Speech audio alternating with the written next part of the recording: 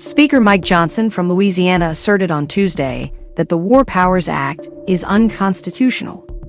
He strongly opposed lawmakers from both parties who are using the law to try to prevent President Donald Trump from taking further military action in Iran. Johnson has already dismissed calls to hold a vote on a bipartisan war powers resolution following Trump's decision to strike 3 Iranian nuclear facilities over the weekend.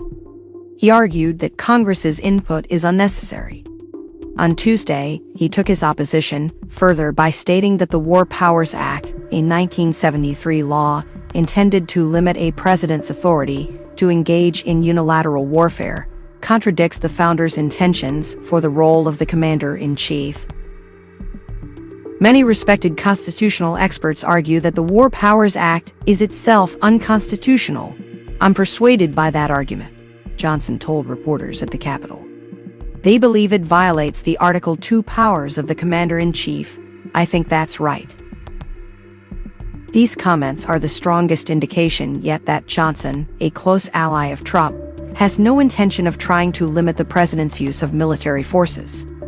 This stance comes even amid increasing calls from bipartisan lawmakers to prevent further action in Iran without explicit congressional approval. Representatives Thomas Massie from Kentucky and Ro Khanna from California have led the effort to impose these limits.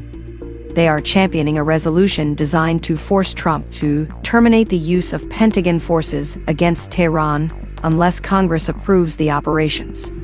Defying Johnson, Massie has threatened to force a vote on the resolution if the threat of more strikes persists.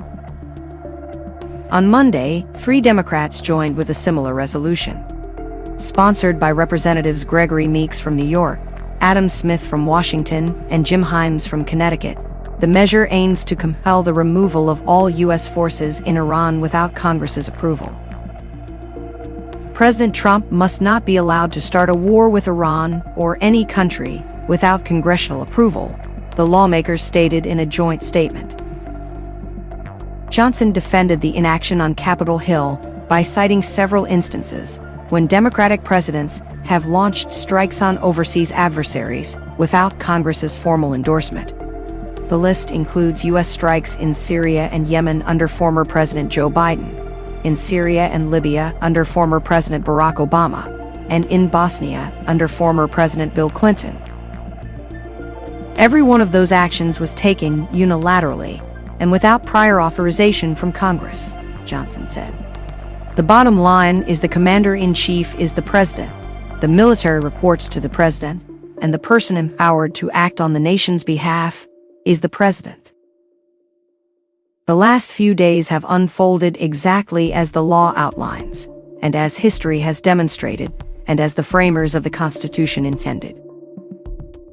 Some Democrats readily concede that Democratic presidents have launched military operations without congressional approval. However, they argue this was a mistake that should not be repeated by Trump in Iran. I publicly stated at the time that Obama needed congressional authorization to strike Syria. I believe Trump needs congressional authorization to strike Iran, Representative Ted Lieu from California, vice chair of the House Democratic Caucus, told reporters at the Capitol. My view of the Constitution does not change based on what party the president happens to belong to. Former Speaker Nancy Pelosi from California acknowledged that presidents have unilateral powers to take military action, but only when there is an imminent threat to Americans. Many of our members worship at the shrine of the War Powers Act, however. If our country is attacked, all and any power